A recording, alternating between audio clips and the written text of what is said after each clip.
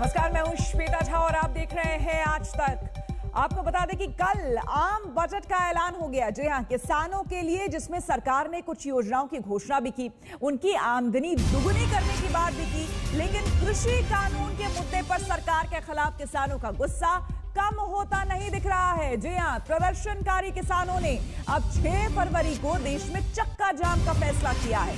संयुक्त किसान मोर्चा ने घोषणा की है कि 6 फरवरी को दोपहर 12 बजे से 3 बजे तक चक्का जाम रहेगा। किसान नेताओं का आरोप है कि उनकी अभिव्यक्ति की स्वतंत्रता छीनी जा रही है।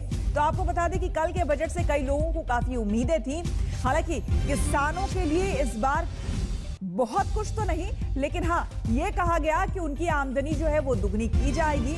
और जो कुछ भी कई योजनाओं का हालांकि ऐलान किया गया, लेकिन उसके बावजूद किसान जो हैं वो आक्रोश में है।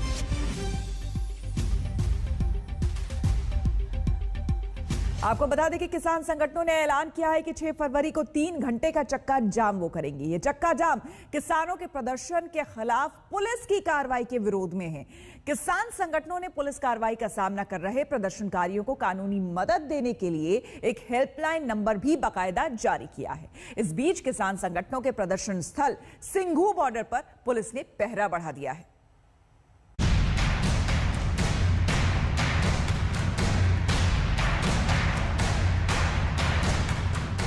ये दिल्ली का वही सिंघू बॉर्डर है जहां किसान प्रदर्शनकारियों का सबसे बड़ा जमावड़ा है। सिंघू बॉर्डर पर सुरक्षा ऐसी कड़ी कर दी गई कि जैसे ये कोई छावनी हो।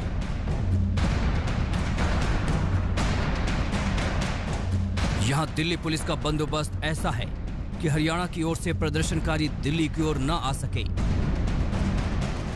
सिंघू बॉर्डर को पुलिस की छावनी में तब्दील कर दिया गया है। जो प्रोटेस्ट साइट है वो कुछ 600-700 मीटर अंदर की तरफ है और यहाँ जो सड़क है, पूरा हाईवे अच्छे से ब्लॉक कर दिया गया है। सिविलियन वाहन जो है वो लगभग 1.5 किलोमीटर पहले रोक दिए गए हैं। किसी को यहाँ तक गाड़ी लेकर आने की परमिशन नहीं है, सिर्फ पुलिस की गाड़ियां ही यहाँ तक आ सकती है। और जैसा कि आप देख रहे हैं, पुलिस पैरामिलिट्री की प्रेजेंस कई गुना बढ़ा दी गई है। यहाँ पर जो पहले सिर्फ एक सिंगल लाइन के मेटल बैरिकेडिंग हुआ करती थी, उसके आगे कंक्रीट के बैरिकेड लगा के, मेटल के गर्डर लगाकर रेजर वायर भी बांध दिया गया है ताकि कोई आगे पीछे ना जा सके। सिंघू बॉर्डर पर यह इंतजाम तब हुआ है जब किसान संगठनों ने सरकार से 2-2 हाथ के एक और एपिसोड की तारीख तय की है। किसान नेताओं ने 6 फरवरी को दोपहर 12 से 3 बजे के बीच चक्का जाम करने का फैसला किया है। ये चक्का जाम गिरफ्तारियों, इंटरनेट पर रोक, सड़क पर सीलिंग और पानी की सप्लाई रोकने के विरोध के नाम पर बुलाया गया। इस बीच किसान नेताओं की ओर से एक हेल्पलाइन नंबर भी जारी किया गया है और अपील की गई है कि जो लोग 26 जनवरी के प्रोटेस्ट के बाद से गायब हैं या उन पर किसी तरह की कार्रवाई हुई है, वो संपर्क करें ताकि किसान यूनियन उनके लिए कानूनी लड़ाई लड़ सके। जितने भी केस दर्ज हुए हैं किसानों के ऊपर, उन सब का जो केस है वो हमारी तरफ से, किसान यूनियन की तरफ से लड़े जाएंगे और सबका जो खर्चा है वो किसान यूनियन उठाएगी। जहां भी वकील करना हो, जिस कोर्ट में करना हो, कृपया वो हमें बताएं, उनके मुकदमे सब हम लड़ेंगे।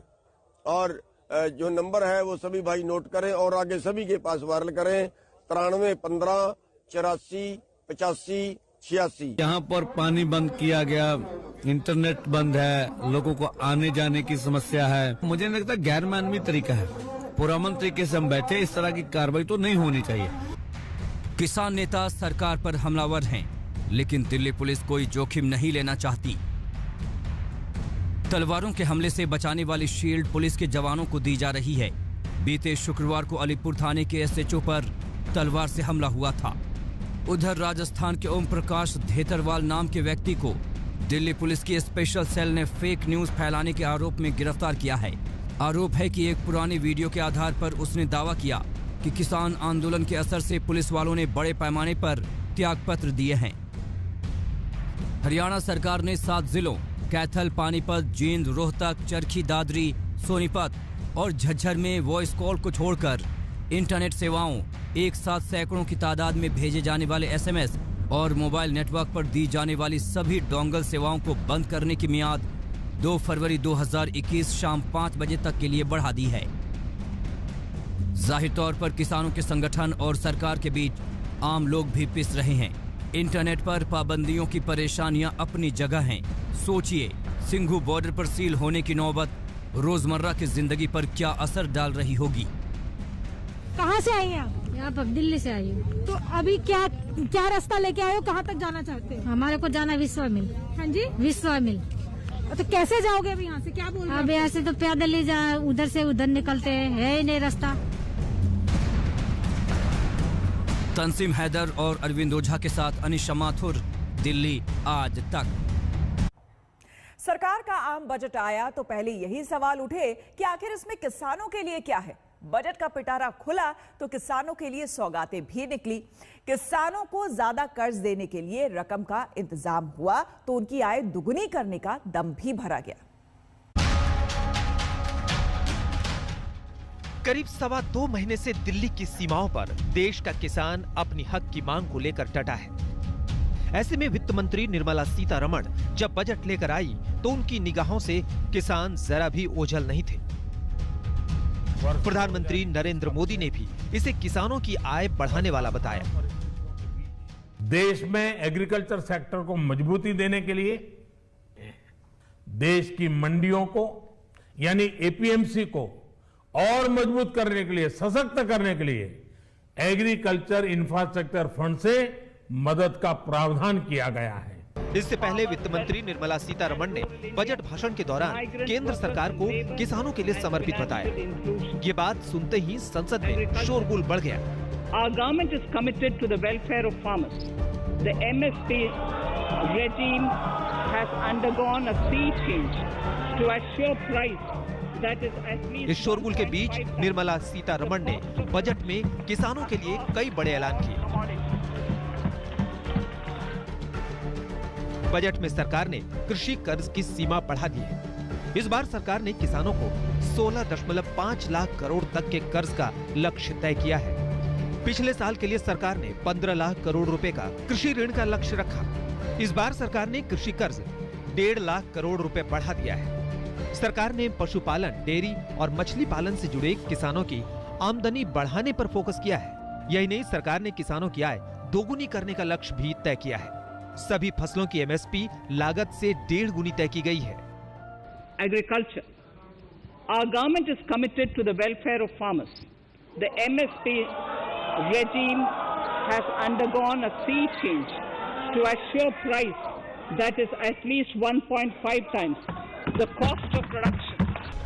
वित्त मंत्री ने पिछले साल किसानों की फसल खरीद का आंकड़ा दिया तो इस बजट में किसानों की फसलें खरीदने के लिए कितनी रकम सरकार ने तय की है उसका भी लेखा जोखा दिया।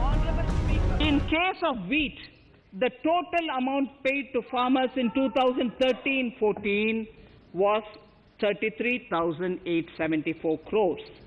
In 2019-20, it was 62,802 crores. वित्त मंत्री निर्मला सीतारमण ने गेहूं और धान के अलावा दलहन, तिलहन और कपास की फसलों की खरीद का आंकड़ा देते हुए साबित करने की कोशिश की कि मोदी सरकार ने यूपीए सरकार की तुलना में करीब 3 गुना ज्यादा पैसे किसानों के खाते में पहुंचाया है। जबकि धान की खरीद के लिए 2019-20 में 1,41,930 करोड़ रुपए का भुगतान किया गया था। 2020-21 में 1,72,752 करोड़ रुपए की राशि से धान खरीद का अनुमान है। यही नहीं, 2019-20 में इसका लाभ उठाने वाले किसानों की तादाद 1,24 लाख थी, जो 2020-21 में बढ़कर 1,54 लाख हो गई है। गेहूं की खरीद के लिए 2020-21 में 75,060 करोड़ रुपए का भुगतान किया गया। दाल की खरीद के लिए 10,530 करोड़ रुपए का भुगतान हुआ है। सरकार ने कपास की खरीद पर 25,974 करोड़ रुपए खर्च किए। In the case of pulses, the amount paid in 2013-14 was 236 crores. In 2019-20, this was increased to 8,285 crores. Now in 2021, it is at 10,530 crores. More than 40 times increase from 2013-14. वित्त मंत्री का ये पूरा लेखा जोखा उन किसानों को ध्यान में रखकर तैयार किया गया था जो इन दिनों आंदोलन पर हैं। उन्हें बजट के जरिए भरोसा दिलाने की कोशिश की जा रही है कि सरकार किसानों की आमदनी बढ़ाने और एमएसपी पर अडिग है। इसके अलावा भी बजट में किसानों के लिए कुछ खास सौगातें दी गई हैं। 1000 और मंडियों को इलेक्ट्रॉनिक राष्ट्रीय बाजार और कृषि बुनियादी ढांचे के साथ इंटीग्रेट किया जाएगा। एग्रीकल्चर इंफ्रा फंड का खर्च बढ़ाकर 40,000 करोड़ रुपए किया जाएगा। माइक्रो इरिगेशन फंड को दोगुना करके 10,000 करोड़ रुपए किया जाएगा। किसानों के लिए एक स्वामित्व स्कीम तेजी से लागू की जा रही है। वित्त मंत्री ने 2020-21 के बजट में किसानों को कई सौगातें दी हैं। सवाल ये है कि क्या किसान इन सौगातों से खुश हैं?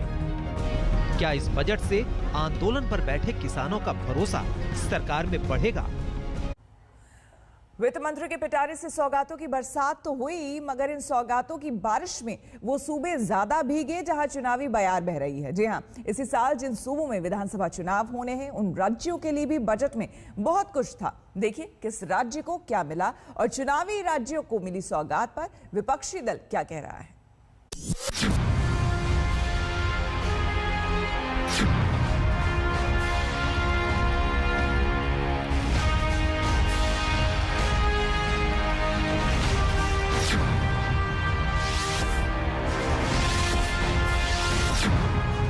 वित्त मंत्री निर्मला सीतारमण का बजट वाला टैब लॉगिन हुआ तो टैब से निकलती गई सौगातें उन राज्यों के लिए जहां इसी साल विधानसभा चुनाव होने हैं। इस बजट में दक्षिण के हमारे राज्य, पूर्वोत्तर के हमारे राज्य और उत्तर में लेह लद्दाख जैसे क्षेत्रों में विकास पर विशेष ध्यान दिया है। ये बजट भारत के कोस्टल स्टेट्स जैसे तमिलनाडु, केरल, पश्चिम बंगाल, इनको एक बिजनेस पावर हाउस बनाने की दिशा में एक बड़ा कदम उठाए। नॉर्थ ईस्ट के राज्य जैसे असम के अनएक्सप्लोर्ड पोटेंशियल को टैप करने में बजट बहुत बड़ी मदद करेगा। वित्त मंत्री के डिजिटल पिटारे से तमिलनाडु के लिए जो निकला वो देखिए। तमिलनाडु में नेशनल हाईवे प्रोजेक्ट और इकोनॉमिक कॉरिडोर बनाया जाएगा। इसमें 1.03 लाख करोड़ रुपए का खर्च आएगा। ये 3500 किलोमीटर नेशनल हाईवेज प्रोजेक्ट होगा। 3,500 kilometer of national highway works in the state of Tamil Nadu at an investment of 1.03 lakh crores. वित्त मंत्री के डिजिटल पिटारे से बंगाल के लिए भी हाईवे बनाने की योजनाएं निकली। कोलकाता सिलीगुड़ी के लिए भी नेशनल हाईवे प्रोजेक्ट बनेगा। इस हाईवे प्रोजेक्ट पर 25,000 करोड़ रुपए खर्च होंगे। पश्चिम बंगाल में 675 किलोमीटर लंबा हाईवे बनेगा। इसमें कोलकाता सिलीगुड़ी रोड का रिपेयर भी शामिल होगा। बंगाल के चाय मजदूरों के लिए 1,000 करोड़ का ऐलान। 675 kilometer of highway works in the state of West Bengal at a cost of 25,000 crores, including upgradation of existing road Kolkata Siliguri. Bengal के अलावा केरल और असम के लिए भी योजनाओं की बारिश हुई। केरल में 65,000 करोड़ रुपए के निवेश से 1100 किलोमीटर लंबे नेशनल हाईवे का निर्माण होगा। मुंबई कन्याकुमारी कॉरिडोर भी इसका हिस्सा होगा। असम में 1300 किलोमीटर लंबे नेशनल हाईवे बनाने का ऐलान है। ये हाईवे 3 साल में बनकर तैयार होंगे। जाहिर सी बात है, सरकार ने उन सूबों को साधने की कोशिश की है जहां इसी बरस चुनावी रण है। दिलचस्प बात यह है कि इसमें से 3 सूबे गैर बीजेपी शासित सरकारें हैं, इसलिए विपक्ष इन ऐलानों से बिफर पड़ा है। चुनाव 1 महीना 2 महीना है, आप एक 3,20,000 रुपए अनाउंस करते हो 4 स्टेट को, इससे यही जाहिर होता है कि आपकी नीयत ठीक है, नहीं है, नीयत में खोट है।